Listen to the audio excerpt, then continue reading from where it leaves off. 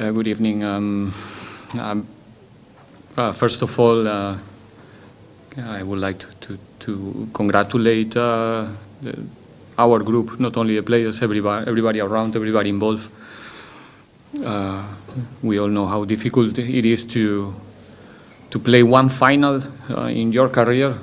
4 in a row for this group is an excellent achievement, so we are all extremely happy to have one more opportunity in the end of the season. The game was what we expected. Rough, tough game, extremely tough, too tough in my opinion. Totally out of control. After we got the lead, opponent start to press slightly, not slightly, quite much more higher on the field, and that create more situations from our build-up where we were dividing, and in those 50-50 in the duels we were not at the level in the beginning of the game. A lot of interruptions, set pieces. We did a fantastic job today in the defensive set pieces. I don't know how many corners yet, and side free kicks we defend in the first half against a very physical team, and we are not the tallest team in the world, so I think it was an outstanding performance in those specific situations. Second half, we spoke about try to be again ourselves, try to control the possession as good and as much as possible. I think the adjustments somehow work for us in the second half, with Tito and KB a little bit lower and helping us in the build-up to start to accumulate more passes and try to find relay in the end of our attacks and Chejo. And I think we create some problems for them to defend. Like I said before after the match, when the opponent play that kind of a physical game in the end with 2 strikers and the ball is there around, there's always opportunities to collect a rebound and put you under threat. But I think we did again a really good job as a team, as a group, and well, without any kind of discussion, we were the better team today, and we deserve to be in the final. Thank you, Coach. We'll now take questions from the floor. Can you take us, Mazola? There's a mic behind you.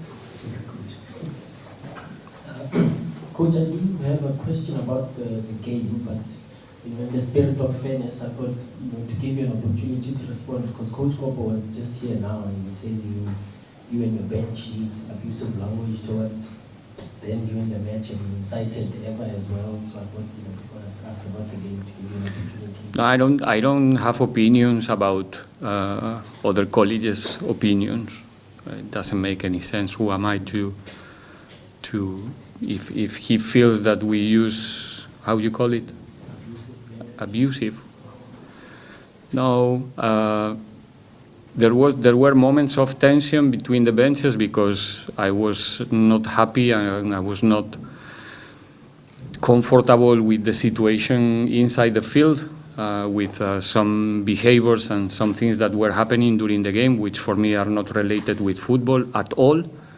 And one of the things that belongs to my role is to try to protect my players and defend my players. And I am a quiet person, peaceful, extremely peaceful, but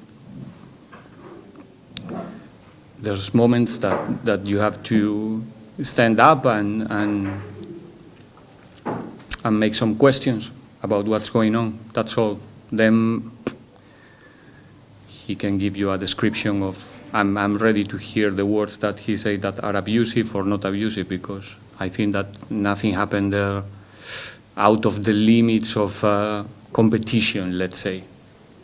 And the swearing came from every angle, not only from our bench. So things that happen during the games when the emotions are high and the motivation is so high before the matches, and maybe the things are not going the way you wanted or the way that you were dreaming yesterday when you went to sleep, and suddenly you find a reality which is different, and it's difficult to control yourself. But I think Orlando Pirates bench was behaving in a correct way, in a professional way, and especially defending and protecting our players, which is our obligation. And Coach, obviously just reaching a fourth successive final in these 2 seasons, how have you, what has gone behind the scenes to build such a formidable team? Obviously, before the match you spoke about how you made changes and whatever. Yes, the game might have been tough, but the core values of this team, what we've come to know of this team in the 2 seasons, still appeared to remain the same to some degree. Yeah, it's something, well, it's quite unique to be in 4 finals in a row. I think it's not frequent. It tells a lot of good things about the process that is going through in our club, in our team.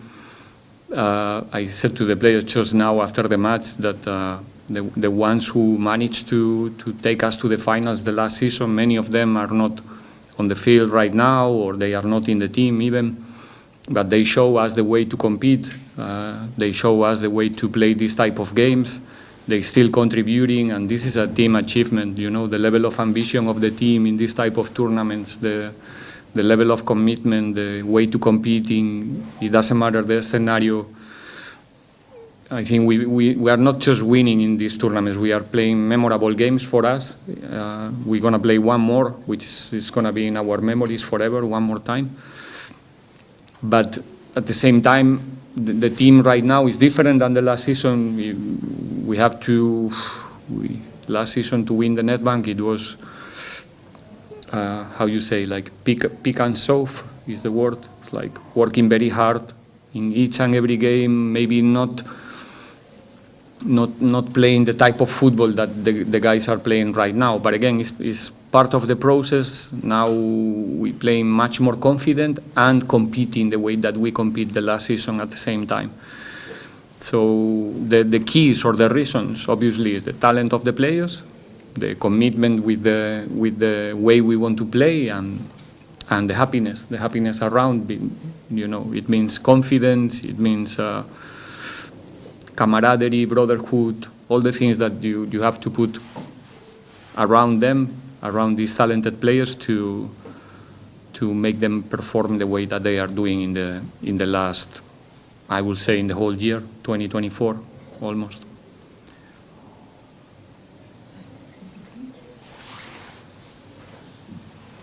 Coach, thank you.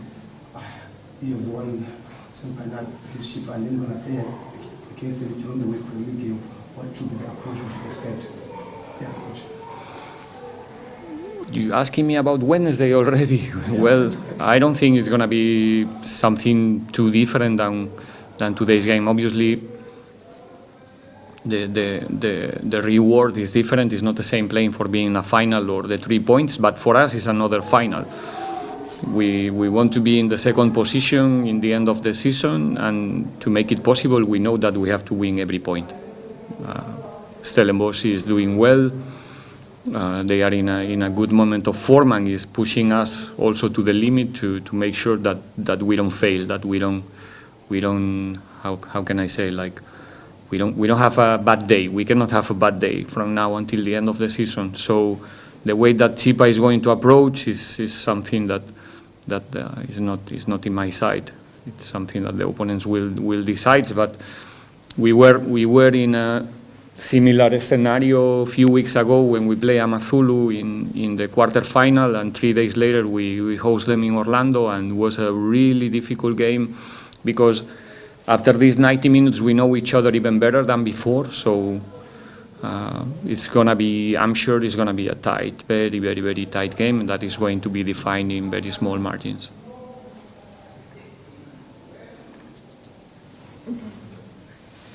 Coach, I've come to learn that coaches see, we see things different to how the coaches see them. You took off but at halftime. I'm not sure if anybody got injured, and you brought on Miguel. He seems to be having a good game. Maybe explanation with regards to how coaches see the game from that point of view, where maybe the fans might have thought this guy is doing well. Ito was the one who seemed to lose the ball more than talent, but he's the one who came off and did change the shape of No, but they play in different positions, Tito and Talente. Talente was playing a double midfield with Mahaula. It's true that maybe it was not the best first half of Tito in this season, but maybe we agree that the second half was good, right? So the subs usually are related with physical problems, which is not the case, was not the case with Talente, or tactical adjustments, because we as a coaching staff, sometimes we think that we might need something different in the scenario that probably that we expect that the opponent is going to propose. In the second half, they are chasing one goal. We expect them to play with two strikers in the second half, like they did, with a kind of a 4-4-2 in diamond, and we understood that the contribution of Miguel in that new scenario. We spoke many times about. I used to say that you as a team, you used to play like at minimum 2-3 different games inside the 90 minutes, and you have to be better than the opponent in all of them. And the beginning of the second half, you have to understand that it's not going to be the same that the beginning of the first half or the end of the first half. I don't know if I'm making sense. So we try to anticipate some certain scenarios. Plus, don't forget that we were forced to do a sub in the first half.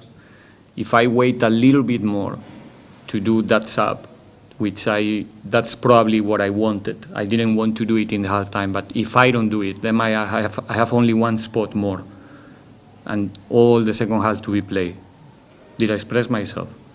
So that's why it was a little bit early. We didn't plan to do it that early, but the fact that we have to sub Joto in the first half, and I don't want to limit myself in the second half to affect the game with only one spot. That was the reason. Thank you, Coach.